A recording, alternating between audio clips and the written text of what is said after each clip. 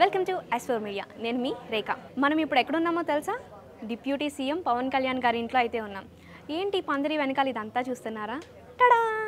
వినాయక చవితి రాకుండానే వినాయకుడు ఏంటి అని చూస్తున్నారా? ఫస్ట్ ఆఫ్ ఆల్ ఇదంటే చూడాలి అంటే వినాయక చవితికి మనం సెలబ్రేషన్స్ ఎలా చేస్తాం? వినాయక చవితికి చక్కగా పందిర్లో వినాయకుడిని నించోబెడతాం. ఏ వినాయకుడిని నించోబెడతాం? ప్లాస్టర్ ఆఫ్ ప్యారిస్తో చేసిన వినాయకుడిని చేసి నించోబెడతాం. మార్పు అనేది రావాలి. ప్లాస్టర్ ఆఫ్ ప్యారిస్ వల్ల ఎంత నష్టం జరుగుతుంది, అది నిమజ్జనం చేసే టైంలో అది కరగకుండా మనం నిమజ్జనం చేసిన వినాయకుడు ఎన్ని సంవత్సరాలైనా అవి అలాగే ఉంటున్నాయి. తర్వాత వాటిని మట్టిలో కలవడానికి కూడా చాలా టైం అయితే పడుతుంది.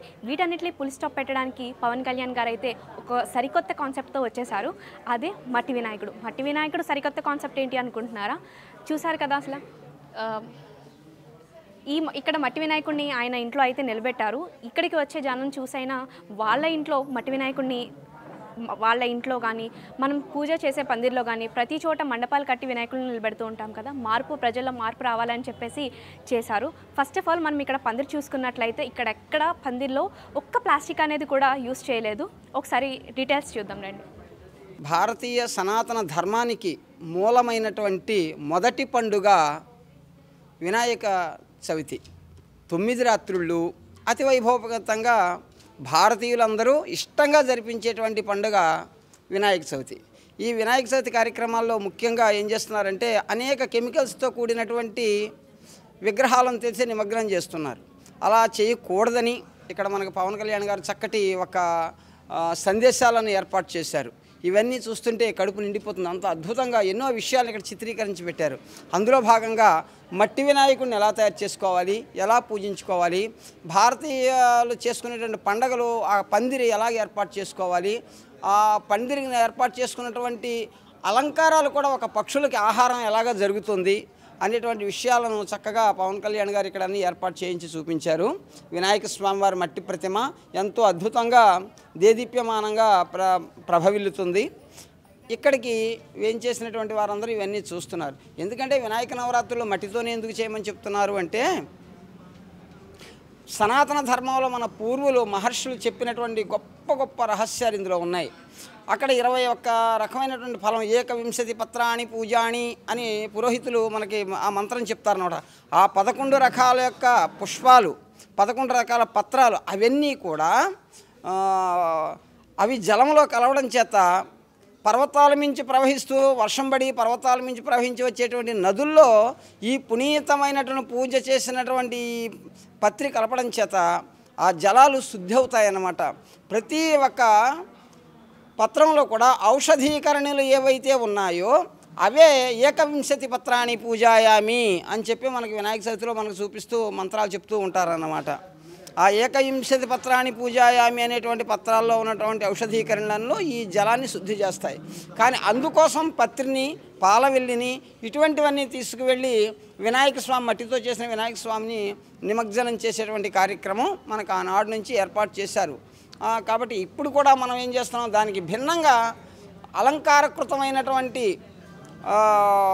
రకరకాల కెమికల్స్తో కూడినటువంటి పెయింట్లు వేసినటువంటివి కలుపుతున్నాం. దానివలన జలాలు శుద్ధం కావడం పోయి కలుషితమయ్యేటువంటి ప్రమాదం ఏర్పడింది. కాబట్టి అందరూ గ్రహించి ఎప్పుడైతే మహాత్ములు చెప్పారో ఆ మార్గాన్ని మనం కూడా అనుసరించి మనం కలిపేటువంటి పత్రి కానీ ఫలాలు కానీ పుష్పాలు కానీ అన్నీ కూడా జలంలో కలిపేటివి పవిత్రమైనవి కాబట్టి వాటిని కలపాలి. మట్టివే కలుపుతున్నటువంటి ఈ వినాయక స్వామితో మట్టితో పాటు కెమికల్తో కూడినటువంటి మిగిలిన బొమ్మలు అవి కలపకూడదని ఇక్కడ అందరూ తెలియజేశారు. అలాగే అందరూ ఆచరించవలసిందిగా కోరుకుంటున్నాం. అందరూ కూడా దీన్ని ఆచరించవలసిందిగా కోరుకుంటూ జై శ్రీరామ్. చాలా మంచి విషయాలు చెప్పారండి. చాలామందికి ఈ కాలంలో ఇది తెలీదు. మా ప్రేక్షకులకి తెలియజేసినందుకు చాలా చాలా థ్యాంక్ యూ. జై శ్రీరామ్. సో వచ్చిన వాళ్ళందరికీ కూడా అవగాహన కల్పించాలని చెప్పేసి మట్టి విగ్రహానికి ప్లాస్టర్ ఆఫ్ ప్యారిస్ విగ్రహానికి ఉన్న మధ్య భేదాలు ఏమి అనేది ఇక్కడ చూపిస్తున్నారు. సో వచ్చిన వాళ్ళందరికీ కూడా అవగాహన కల్పించాలని చెప్పేసి మట్టి విగ్రహానికి ప్లాస్టర్ ఆఫ్ ప్యారిస్ విగ్రహానికి ఉన్న మధ్య భేదాలు ఏమి అనేది ఇక్కడ చూపిస్తున్నారు. మట్టి విగ్రహం మనం పెట్టుకోవడం వల్ల చేతి కళాకారులకి, ఈ కుమ్మరి వాళ్ళు ఎవరైతే ఉన్నారో వాళ్ళకి ఉపాధి అనేది కలుగుతుంది. ప్లాస్టర్ ఆఫ్ ప్యారిస్ వల్ల ఏమవుతుందంటే పరిశ్రమలకు, పెద్ద పెద్ద పెట్టుబడిదారులకు వాళ్ళకు ఉపాధి కలుగుతుంది. మనం లేని వాళ్ళకి దారి చూపించాలి, పని చూపించాలి కదా, వాళ్ళు బాగుంటేనే మనం బాగుంటాం.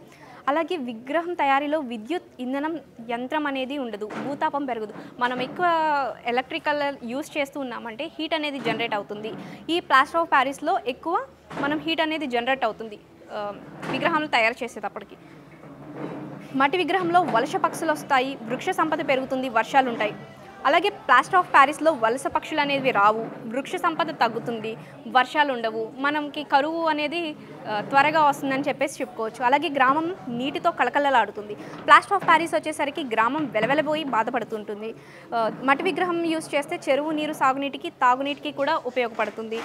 మనకి ఇక్కడ అది సాగునీటికి కానీ తాగడానికి కానీ ప్లాస్టర్ ఆఫ్ ప్యారిస్ యూస్ చేస్తే ఉపయోగపడదు అని చెప్పేసి చెప్తున్నారు. నీటి స్వచ్ఛత అనేది పెరుగుతుంది మట్టి విగ్రహం యూస్ చేస్తే. ఇక్కడ కాలుష్యం పెరుగుతుంది. ఆదర్శం మట్టి విగ్రహం, అనారోగ్యం ప్లాస్టర్ ఆఫ్ ప్యారిస్. మట్టి విగ్రహం అనేది మన స్వదేశీ వస్తువు, ప్లాస్టర్ ఆఫ్ ప్యారిస్ అనేది విదేశీ వస్తువు. మనం పవిత్రంగా ఉండాలి అంటే మట్టి విగ్రహం యూస్ చేస్తాం. అపవిత్రం, పూజకు పనికిరానిది ప్లాస్టర్ ఆఫ్ ప్యారిస్. ప్రకృతి దేవుని దీవెనలు పుష్కలంగా ఉంటాయి మట్టి విగ్రహాన్ని పూజిస్తే. అలాగే ప్రకృతి విధ్వంసం ఒక్కటే ఉంటుంది ప్లాస్టర్ ఆఫ్ ప్యారిస్ అని యూస్ చేస్తే అని చెప్పి చాలా చక్కగా చెప్పారు. సో ఇంత చూసిన తర్వాత అయితే మొత్తానికి మట్టి విగ్రహమే చాలా బెటర్, మేలు చేస్తుందని అయితే నేను నమ్ముతున్నాను. మా ఇంట్లో అయితే మేము మట్టి విగ్రహమే యూస్ చేస్తాం. ఈ వీడియో చూసిన తర్వాత మీరు కూడా మట్టి విగ్రహమే యూస్ చేస్తారని నేను అనుకుంటున్నాను. మరి మీరు మట్టి విగ్రహం యూస్ చేస్తారా, లేదంటే ప్లాస్టర్ ఆఫ్ ప్యారిస్తో చేసిన విగ్రహాన్ని యూస్ చేస్తారా? కింద కామెంట్స్లో అయితే తెలియజేయండి, నేను చూస్తాను, తెలుసుకుంటాను. మనం ఇక్కడ ఈ పందిరి చూసుకున్నట్లయితే కూడా డెకరేషన్ అన్నది కూడా కేవలం ఈ ధాన్యం గింజలతోనే చేశారు. చూడడానికి చాలా బాగుంది కదా. అలాగే ఇక్కడ కొటేషన్ కూడా ఉంది, మన మట్టి మన పండుగ మన పిఠాపురం అని చెప్పి. పిఠాపురం నుంచే మంచి అనేది మొదలవ్వాలని ప్లాన్ చేసినట్టున్నారో ఏమో. మొత్తానికి అయితే కాన్సెప్ట్ కొత్తగా ప్రజల్లో అందరిలోకి వెళ్ళేలాగా కనబడుతుంది. అలాగే ఇక్కడ మనకి కొటేషన్ ఒకటి కూడా ఉంది, ప్రజలు మట్టి విగ్రహం కొంటే డబ్బులు గ్రామంలోనే ఉంటాయి, చేతి వృత్తుల దగ్గరికి, కుమ్మరుల దగ్గరికి వెళ్తాయి అని చెప్పేసి అని. సో ఎవరైతే మట్టి పనులు చేస్తారో, కుమ్మరి వాళ్ళు ఉంటారో, వాళ్ళకి కూడా పని దొరుకుతుంది, ఆదాయం పెరుగుతుంది, వాళ్ళని కూడా ప్రోత్సహించేలా ఉండాలి అని చెప్పేసి ఈ కాన్సెప్ట్ అయితే తీసుకొచ్చారు. సో చూసారు కదా, డిప్యూటీ సీఎం పవన్ కళ్యాణ్ గారే మట్టి విగ్రహాన్ని పెట్టారు. ఇంకా మనం మొత్తం అందరూ కూడా మట్టి విగ్రహాన్ని పూజిద్దాం. పర్యావరణానికి ఎలాంటి హానికరం కలిగించే పదార్థాలు యూజ్ చేయకుండా చేతి సంచినే వాడదాం.